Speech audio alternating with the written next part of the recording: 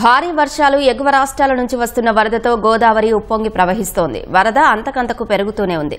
భద్రాచలం వద్ద వరద ఉధృతి పెరుగుతున్న వేళ నేడు ధవళేశ్వరానికి మరింత వరద నీరు చేరే అవకాశం ఉంది. గోదావరి వరద ఉధృతి పెరుగుతూనే ఉందని విపత్తుల నిర్వహణ శాఖ వెల్లడించింది. ధవళేశ్వరం ఆనకట్ట వద్ద నీటి మట్టం 11.8 అడుగులుగా ఉంది. సముద్రంలోకి సుమారు 9.89 లక్షల క్యూసెక్లు విడుదల చేస్తున్నారు. దీంతో ధవళేశ్వరం ఆనకట్ట వద్ద మొదటి ప్రమాద హెచ్చరిక జారీ చేశారు. మరోవైపు అల్లూరి సీతారామరాజు, తూర్పు గోదావరి, కోనసీమ, కాకినాడ, ఏలూరు, పశ్చిమ గోదావరి జిల్లాల్లోని మండల అధికారులను అప్రమత్తం చేసినట్లు తెలిపారు. ఎప్పటికప్పుడు వరద ప్రవాహాన్ని పర్యవేక్షిస్తూ అధికారులకు తీసుకోవాల్సిన చర్యలపై సూచనలు ఇస్తున్నామన్నారు. గోదావరి వరదల వేళ ఆస్తి, ప్రాణ నష్టం జరగకుండా అవసరమైన ముందస్తు జాగ్రత్త చర్యలు తీసుకుంటున్నామని ఏలూరు జిల్లా కలెక్టర్ బెట్రి సెల్వి వివరించారు. వరద మరింత పెరిగే ప్రమాదముందన్న హెచ్చరికలతో తగిన చర్యలు చేపట్టినట్లు వివరించారు. రాకపోకలు నిలిచిపోయిన గ్రామాల్లోని ప్రజలను సురక్షిత ప్రాంతాలకు తరలించి వారికి నిత్యావసరాలు, మంచినీళ్లు పంపిణీ చేపట్టామన్నారు.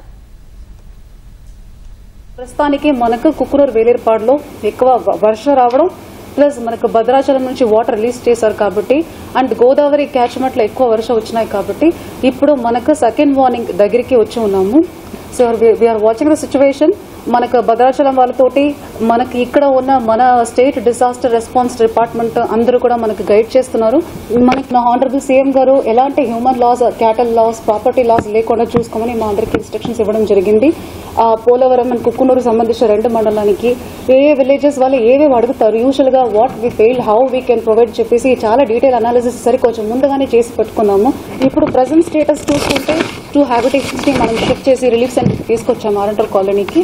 మనకు అరౌండ్ 12 హ్యాబిటేషన్స్ కట్ ఆఫ్ అయి ఉన్నాయి. మనకి ఎక్కువ మునిగిపోవద్దు కానీ కట్ ఆఫ్ అవుతుంది. సో కట్ ఆఫ్ అయితే first request is boat.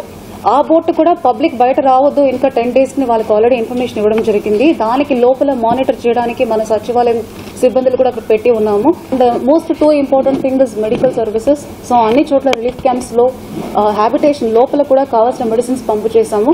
So snake bite కి యాంటీవెనమ్ కూడా మొబిలైజ్ చేశాము.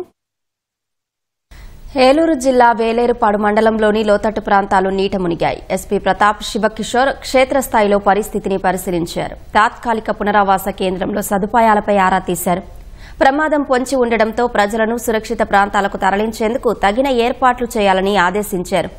గోదావరి పరివాహక ప్రాంతాల్లో గత అనుభవాల ఆధారంగా పోలీసు, రెవెన్యూ యంత్రాంగం పూర్తి సన్నద్దంగా ఉందన్నారు.